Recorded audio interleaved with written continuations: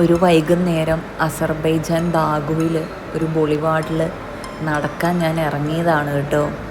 ഒരുപാട് ആളുകൾ പല രാജ്യങ്ങളിൽ നിന്ന് ഇവിടെ നടക്കാൻ വരുന്നുണ്ട്. ഇതൊരുപാട് ഏക്കർ കണക്കിന് സ്ഥലമുണ്ട് കേട്ടോ. ഇതൊരു കടലിൻ്റെ സൈഡിലാണ്. ഈ കാണുന്നത് നിങ്ങൾക്ക് മനസ്സിലായോ? നമ്മുടെ ഈ നോട്ട്ബുക്കിലൊക്കെ കവർ പേജിൽ കാണുന്ന മേപ്പിൾ ലീവ്സാണ്. എനിക്ക് ഓട്ടം സമയത്ത് മേപ്പിൾ ലീവ് കാണണമെന്ന് ഭയങ്കര ആഗ്രഹമുണ്ടായിരുന്നു. ഒരു മഞ്ഞ കളറിൽ നമ്മൾ ബുക്കിലൊക്കെ കാണാറില്ലേ. എന്തായാലും ഒരു യൂറോപ്യൻ കൺട്രി വന്ന് മേപ്പിൾ ലീവ് കാണണമെന്നൊരാഗ്രഹം ഉണ്ടായിരുന്നു. അങ്ങനെ മേപ്പിൾ ലീവ്സ് കണ്ടു. ഇത് ബാഗുവിലെ ഹൈലാൻഡ് പാർക്കിന് തൊട്ടടുത്തായിട്ട് തന്നെയാണ് കേട്ടോ. ഒരു പ്രത്യേക ഭംഗിയാണ് ഇവിടുത്തെ സ്ഥലങ്ങളൊക്കെ കാണാൻ. മരങ്ങളായാലും എല്ലാം വളരെ വൃത്തിക്ക് സൂക്ഷിക്കുകയും എല്ലാം, ഈവൻ ഇലകൾ പോലും വഴികളൊന്നും നമ്മൾ ഉണങ്ങി വീഴുന്ന ഇലകളോ ഒന്നും തന്നെ കാണാനില്ല. ആളുകളൊന്നും അങ്ങനെ വേസ്റ്റ് ബിന്ന് അല്ലാണ്ട് പുറത്തൊന്നും അങ്ങനെ വേസ്റ്റ് ഇടില്ല.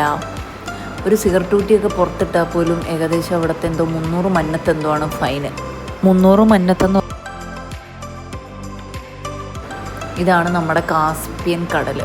കാസ്പിയൻ കടലും ഒക്കെ കണ്ട് വൈകുന്നേരത്തെ ചായയൊക്കെ കുടിച്ചിങ്ങനെ നടക്കാൻ എന്ത് രസമാണെന്നോ. ഞാനവിടെ നിന്ന് ഒരു ചായയും മേടിച്ചു കുടിച്ചു കേട്ടോ. ചായ നമ്മുടെ നാട്ടിലെ 150 രൂപയായി. തികച്ചും ഒരു വ്യത്യസ്ത അനുഭവമാണ് ബാഗു. അസർബൈജാൻ ക്യാപിറ്റലായ ബാക്കുവിലെ ഹൈലാൻഡ് പാർക്കാണിത്. അതിൻ്റെ മുകളിൽ വന്നു കഴിഞ്ഞ് കഴിഞ്ഞാൽ ഒരു സൈഡിൽ കടലാണ്, കാസ്പിയൻ കടലാണ്. മറു സൈഡിൽ 3 സ്കൈ സ്ക്രേപ്പേഴ്സ് കാണാം. അതിന് ഫ്ലെയിം ടവേഴ്സ് എന്നാണ് പറയുന്നത്. ഏറ്റവും പൊക്കം കൂടിയതിന് 182 മീറ്ററാണ് ഹൈറ്റ്. ഒരുപാട് സ്വദേശികളും വിദേശികളും ഇവിടെ ഉണ്ട് കേട്ടോ. ഇതിനടുത്തായിട്ട് ബുലവാർഡുണ്ട്, പിന്നെ ഒരു മാർട്ടേഴ്സ് ലെയിനുണ്ട്. അതൊരു സെമിട്രിയാണ്.